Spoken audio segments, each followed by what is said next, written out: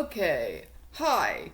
My name's Daft, and what I intend this to be is something of an informal video essay about the dangers of sexual abuse, analyzing a character from South Park named Mr. Garrison. If you don't know who Mr. Garrison is, or Herbert Garrison, he is a 41-year-old school teacher who hails from Alabama, moved to South Park at some undisclosed point in time, whose behavior does line up with the experiences of people who have been sexually abused, whether as children, whether later in life. The episode that we're going to focus on today is an episode from Season 3 called Worldwide Recorder Concert. It is Season 3's finale episode. Now, this is an episode that I would consider you have to have a little bit of prior context going in, because if you don't at least have a cursory level of who Garrison is, then this episode will be lost on you. This is actually something that will continue to build up as South Park lives. There are episodes in this show that you will need to have prior knowledge of these characters to understand what's going on. Basically, if there's an early season Garrison episode, it's always going to be dramatic, focused on bigotry in some way, shape, or form because he is a homosexual man. The show has commented on this multiple times. And it will always have some form of commentary on the experiences of people who have PTSD in our society. Garrison is a character who displays a lot of behavior inherent to the experience of being traumatized. And judging by the way he speaks with his family and talks about the past things that have happened to him, it is easy to ascertain that there was a lot of inappropriate behavior that went on in that house that has gone undiagnosed by all parties involved, even by parties who were not directly complicit in the behavior. This is a segment where I'm going to put some screenshots up in the video, and I want you to interpret them to the best of your ability. Now, this is the part of the video where I'm going to actually drop the informal tone that I've been keeping in order to provide something of a synopsis of South Park. So South Park is an American adult cartoon that aims to satirize anything the creators, Matt and Trey, deem worthy of further examination. Now, I said I would drop the informal tone, but the reason I have to word it this way is because South Park is effectively satire. And satire is more often lost on people who don't understand the subject of criticism or are the subject of criticism. The show is written tightly enough to where you can understand when the creators are being serious and when they are just being silly little guys, I guess is the best way to put it. And in this regard, I have to talk about the early seasons of South Park.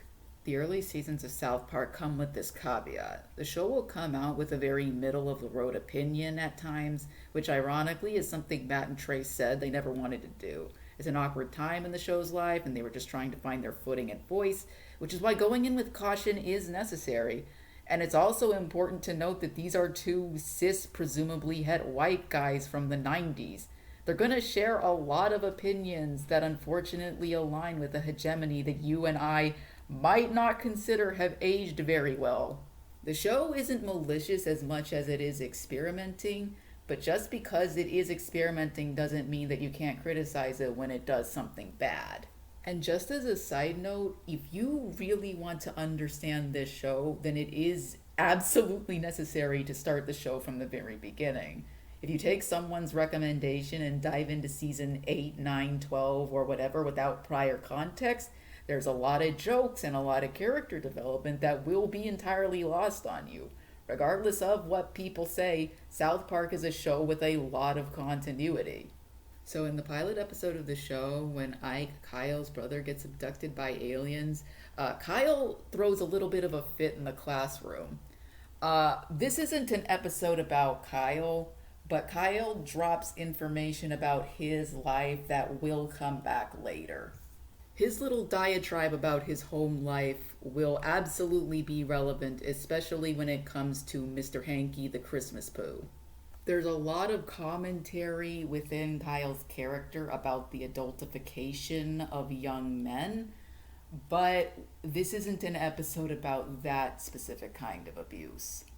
I am also going to clarify for the record that there is a difference between growing up and adultification. And Kyle's adultification becomes more prominent as the series lives. It's the result of Gerald and Sheila's less than stellar parenting and desire for their sons to grow up as quickly as possible. And don't you think it's a little interesting that Kyle feels responsible enough for Ike to save him from aliens? Like, I'm not trying to be over dramatic or anything, but that's extremely dangerous. Where are their parents in all of this?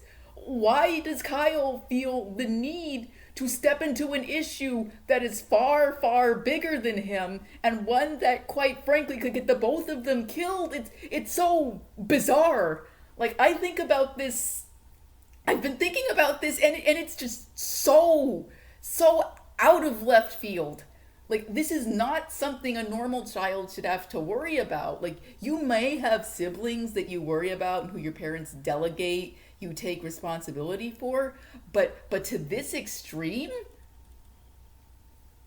Anyways, the point of this diatribe is that Kyle's problems with his family have been set up as far as the pilot episode. But to get back to the point of this episode, when Kyle approaches Garrison and asks him to leave the classroom, Garrison, through his persona of Mr. Hat, yells at Kyle, tells him to get back in his seat. When Kyle uses profanity towards Garrison, Garrison, through his persona, uses profanity back, which is not something you're supposed to do in a position of power over a child. And that's just one of many examples. In the second episode of the show, he tries to assassinate Kathy Lee for showing him up at a talent show when they were children, which is an incredibly disproportionate response. And the fact that he held on to these feelings of indignation and anger for so long do support the thesis that very traumatic things have happened in his life for him to harbor intense grudges. It's the behavior of someone who does hold severe PTSD. In Big Gay Al's Big Gay Boat Ride, Stan confides to Mr. Garrison that his dog is a homosexual. And Garrison has this little outburst about how homosexuals are evil, will go to hell, and they aren't real people. Chef even corroborates that Garrison is a homosexual later in this episode. So it's clear that he's dealing with some deep-rooted trauma that he hasn't gotten help for or refuses to confront. He has intercourse with an animal, and an elephant makes love to a pig. I shouldn't have to explain why bestiality is bad, but here's a brief description of why bestiality is bad. Animals cannot consent. And in Starvin' Marvin, Mr. Garrison and the entire class he is teaching participate in the social degradation of Kenny McCormick, all for having an unfortunate socioeconomic situation. These examples are all from season 1, by the way. As an educator, he is unfit. As a person, he is bigoted. As Mr. Garrison, he is a pretty terrible person. The thing about trauma is that if left untreated, this can cause severe issues later in life, fitting in, forming bonds and relationships, and proper intimacy in the bedroom, which is exemplified through his relationship with Mr. Slave. In Mr. Slave's first appearance, The Death Camp of Tolerance, Mr. Garrison performs humiliating sex acts in front of his class that he is teaching, with Mr. Slave as the recipient of these acts in order to get fired because he wants a check from a discrimination lawsuit against the school firing him for being gay, despite the fact that he is performing inappropriate workplace conduct in front of a bunch of minors. His priorities here are a bit all over the place, but I can't blame him for trying. That was a joke, by the way. Don't perform inappropriate sexual acts in front of minors. I will attack you. The point of bringing up the behavior that Garrison displays towards Mr. Slave is to call attention to the fact that he does not seem to treat Mr. Slave as an equal. Mr. Slave has a line in the episode where he says, "Don't forget my half," which implies that Garrison does seem to think very little of him, other than being a tool for inappropriate acts that should be kept in the bedroom. And correct me if I'm wrong, but I believe the only other time their relationship is drawn any attention to is in Stupid Spoiled Whore Playset, where when Wendy asks to speak to Mr. Slave, Garrison lets Wendy into his house and Slave is sleeping in a BDSN contraption, which actually does a very good job of summarizing what Garrison thinks of Mr. Slave. He genuinely doesn't seem to have any real respect for him, despite the fact that they were dating. It's kind of depressing if you think about it.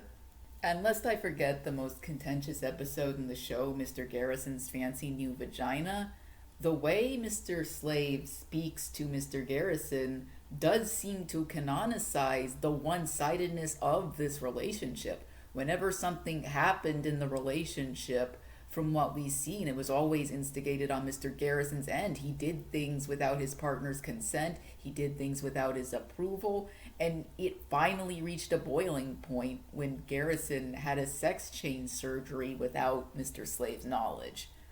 Now, I have to put a big old disclaimer here. I am not saying that you should not get a sexual reassignment surgery because of what your partner may potentially think. If you are in love with your partner, they will support you 100% of the way. They should not hold you back from your dreams, your goals, your ambitions. Your gender is your gender. You own it. What this episode is doing is featuring a character transitioning who isn't trans, which goes into this whole dialogue about transness and South Park. But to summarize the conversation, there are no trans characters in South Park. This isn't to say that cis people can't write about trans characters. I am not saying that at all. At this point in time, because there are no trans characters in South Park, there isn't going to be an authentic representation of what transitioning looks like. The only thing South Park really aims to do with Mr. Garrison's fancy new vagina is point out the bigotries of the medical industry. It aims to point out the bigotries of the people in the community, Gerald. It aims to cast a light on the transphobic culture that was surrounding transitioning back in 2005, 2006. I do think it achieves its goals rather well, but since this is one of the most character-dense episodes in the entire show, the point of it can be entirely lost if you don't know who these characters are, what's going on, what their motivations are, or what the show is saying. Throughout the episode, it basically aims to shine a light on the selfish nature of co-optation of culture through Gerald and how his bigotries affect Kyle. But since this little episode is about Garrison and Mr. Slave, it also goes to show you that Mr. Garrison is just an extremely selfish partner. Like, this has been corroborated through his appearances with Mr. Slave. Garrison is always acting in his self-interest and never in the self-interests of anyone around him. He went and got a sexual reassignment surgery without the consent of his partner because it's what he wanted to do, which has been a problem with this character from the very beginning. He is, at the end of the day, an extremely selfish person. Also, don't you think it's rather suspect that Gerald becomes completely fine and okay with sexual reassignment surgery and completely endorses it once he can get what he wants? Yeah, this is what I was talking about when I was talking about the selfish co-optation of other cultures. Garrison's character arc hasn't developed substantially until some of the most recent seasons where he became a Trump analog, and that's a whole other video essay in and out of itself. But the last thing I'm going to draw attention to, which I think is one of the most important things he's ever said in the show and what inspired me to think about him to this extent so many years after his relevance in the spotlight, is this little line he has in Spring Break, season 26's finale, where he cries to Rick that he wants Rick and that he is alone. And it actually is the most honest he's ever been in the show. It was shockingly honest. It was very incredible from a character standpoint. It basically made me think about Worldwide Recorder Concert to where I wanted to make this video. What I wanted to do was draw attention to a complex subject that a lot of people don't think about because of how taboo of a subject it is. How the repercussions of the past have just continued to haunt this man, and he hasn't been able to get the proper help that he needs, or has deliberately chosen to not get the proper help that he needs. In fact, what does help for Garrison even look like? That's something South Park hasn't ever really answered. Maybe it will answer this in the future. It's hard to tell. The writing priorities of Matt and Trey bounce around depending upon what's current and trending. That's how they keep the show relevant. But it is interesting that they basically resurrected a long dead topic in one of their most recent seasons, all to accentuate Garrison's Trump arc. Like, it's one of the most incredible callbacks I've seen from South Park recently, and I think they deserve a lot of credit for that.